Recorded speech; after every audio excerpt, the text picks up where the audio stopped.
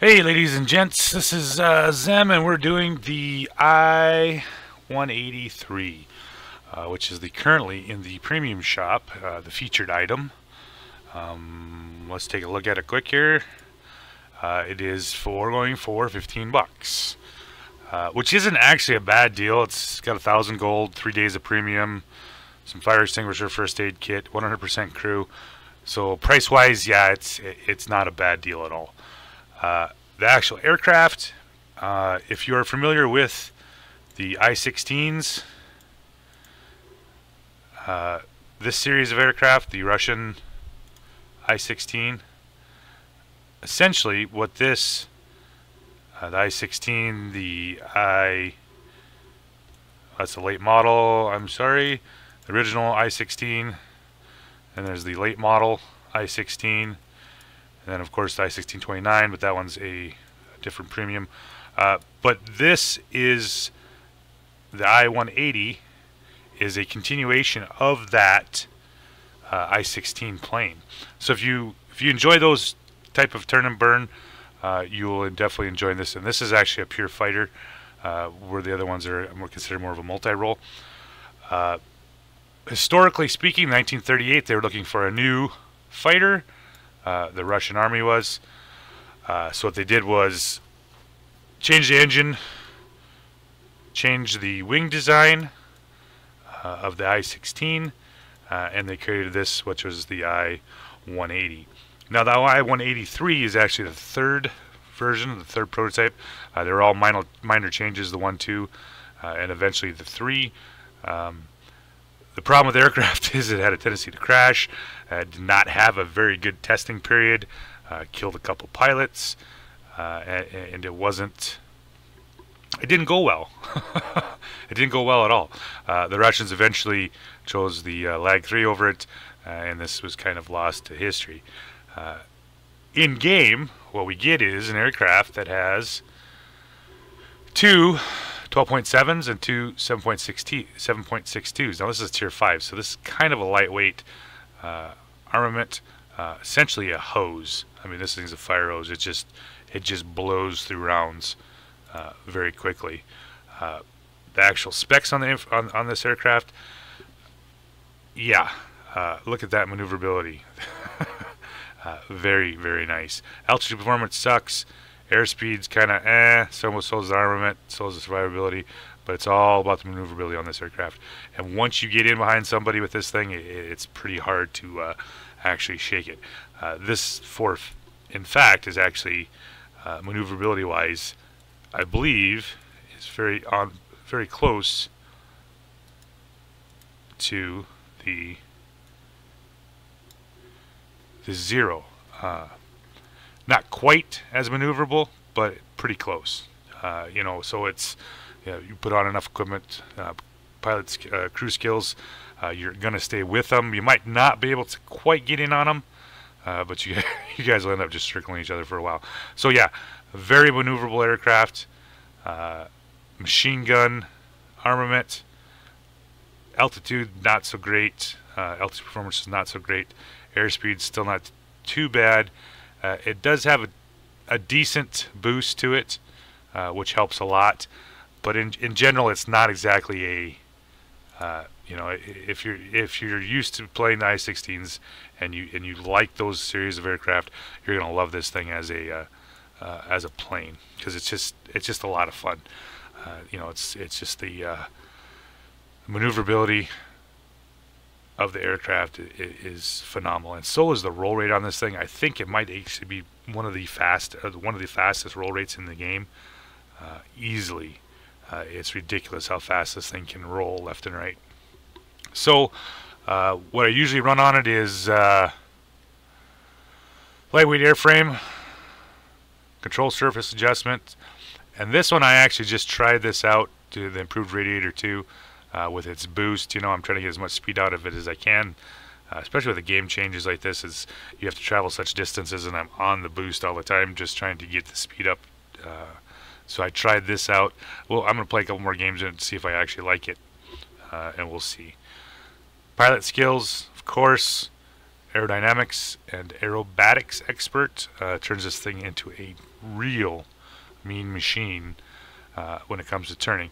And this pilot will eventually go on to my Yak aircraft. If you're familiar with that tree, those are all extremely maneuverable aircraft all the way up to tier 10. So this pilot eventually end up on one of those planes. Building on the fact of what tree I'm going to go down, or what line I'm going to go down. So actually, I'm going to bring up the game here, kind of give you an idea what it's roughly what I made. It was about 7,500 combat points and made about 107,000 silver, 108,000 silver. So yeah, not too bad for a tier 5. So I will be bringing up the gameplay, and you guys can see what this thing can do up in the sky. Alright, back with the gameplay. We are playing Capture the Flag. Not any... I'm not even familiar with the names of these maps anymore, so I don't even try. It's got the one with the pyramid in it. So, we got the military base right here to our right. And they have 2 other bases off to the north of us here, an air base and a garrison. And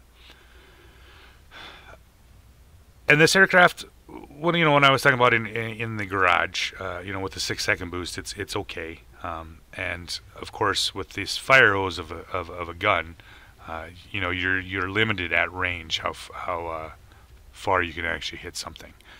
So you want to be relatively close. Under 1,200 feet, I believe, is what the range is to be effective. Really, you got to get down about 700-800 to really start hitting a lot of the shots. But once you do, like I said, it's a fire hose. You can just pummel targets until they're dead. You'll see me work over a few GAs with it and that kind of stuff. So I'll start out the beginning here, and I'm just waiting, because we have 2 ground attack planes here. Actually, 2 ground attack planes and some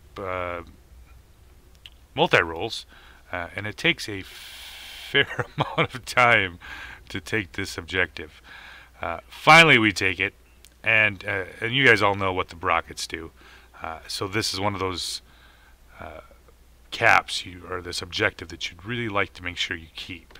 And you'll see me loiter quite a long time over this objective, just making sure that we're not going to lose it. We got a large concentration of red fighters straight out ahead of us, and I usually prefer to engage outside of the red as much as possible, or actually outside of the objective as much as possible, because of if you do get shot down in the objective, that actually helps turns the cap for the enemy. Gets down here on Robert, and start here, kind of just pummeling him. Like I said, about 1,300 or so. That's about your maximum firing range with this aircraft. Flip over, MiG-3, and I'm way too high with this aircraft. Way too high, and you're gonna see me try to stall out with it, which I do stall out. This at 6,000 feet is just way too far for it. It just doesn't have the capability to hang at that distance. But luckily the Yak 1 wasn't paying a whole lot of attention. Lets me get back around on him and finish him off.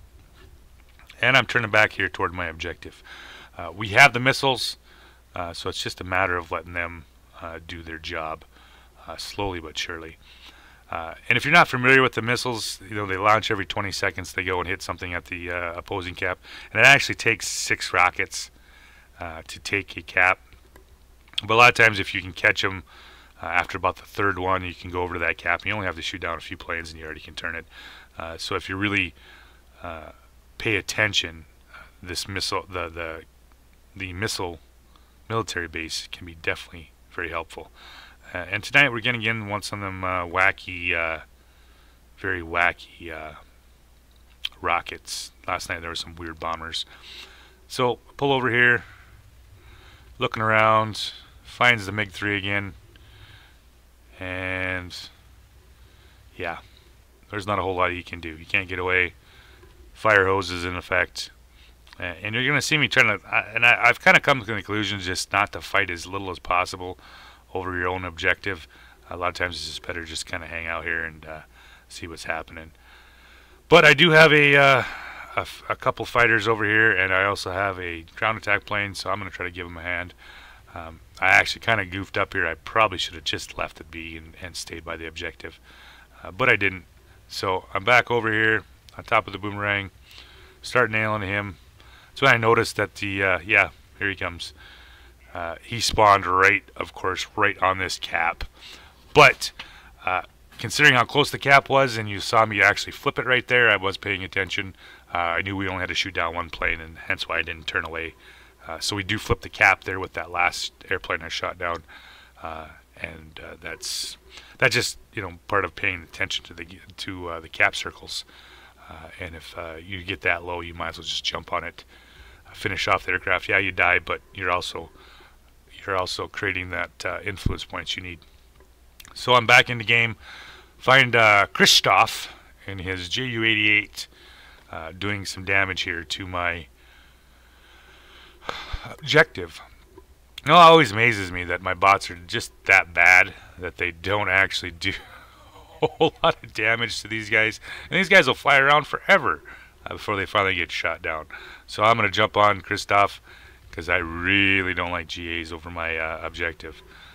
Got another one, IL-2 mods coming in. Unfortunately, you know, they got the rear gunners, but he's low health, so I'm not going to have to be a whole lot of time on his butt, just enough to finish him off. And I talked about earlier about that fire hose, these 250s and the two 7.62s. You know, you get them hitting, and you get a nice little stream on somebody like that. You can absolutely decimate some GAs, and they take quite a while to round up. So boost them back up. At this point, our objective is secure, and we're just starting to catch them on influence points. And I start boosting up. Rockets are going out every 20 seconds. So now here I'm just going to start jumping airplanes as fast as I can. I'd really like to get hold of my XFL1 friend over here, Master Yoda, and repay him for his spawning literally right on top of me. But he gets shot down. So I'm back to the MiG-3 again. Back over we go. Finds the Ju-88, and of course defend that cap. Right at this point we have actually nobody even attempting on the command center, so it's just going to keep launching rockets over and over, works its way through. So I'm just here collecting enemy pilots carcasses. Yeah, I just love that fire hose. Flip up and over. IL-2 still shooting me from behind. You know, you'd think that stupid gunner on that thing would be shooting the aircraft that's shooting him from behind, but nope, he shoots me randomly. So got me a BF on my tail. Flip over. He's gone. Yak 7's back. Yeah. And this is what I'm talking about, the roll rate. If you watch this aircraft, I mean, just how quick the roll can be on this thing. Yeah, I'm not even sure if there's another aircraft in the game that can roll as fast as this thing does. Power up over the top, BF-109E. He's not really running. He's just, yeah, he's a bot. He's just going to turn into me and not really even try to get away too easily. By this time, we're already up by quite a bit, and I'm just trying to here hunt and see if I can pick up a few more damage and some kills on a few of these planes. Make a pass on the Ju-88. I'm looking for that Spitfire. I'd really like to finish him off. Finish him. And he gets away. Otherwise, I'd still be on his tail. Back on his tail. Game over with, though. So, yeah, if you are interested in a, you know, a turn and burn aircraft, yeah, go pick it up.